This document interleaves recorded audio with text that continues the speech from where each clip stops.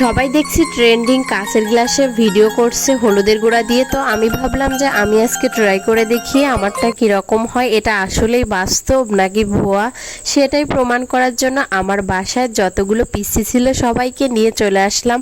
ওদেরকে সুন্দরভাবে বসে থাকতে বললেও কিন্তু ওরা ঠিকঠাক মতো বসে থাকতে পারে না। আমার সঙ্গে একেবারেই অবিশ্বাস্য একটি ঘটনা ঘটিয়ে ফেলে, সেটা হচ্ছে আমার বিছানায় একদম এক গ্লাস পানি ঢেলে দেয়।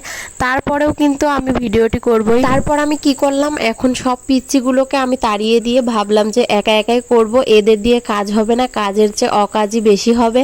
তো এখন আমি চলে আসলাম এক গ্লাস পানি নিয়ে আর হলুদের গুঁড়া নিয়ে আর দুইটা মোবাইল নিয়ে আমার টেবিলে।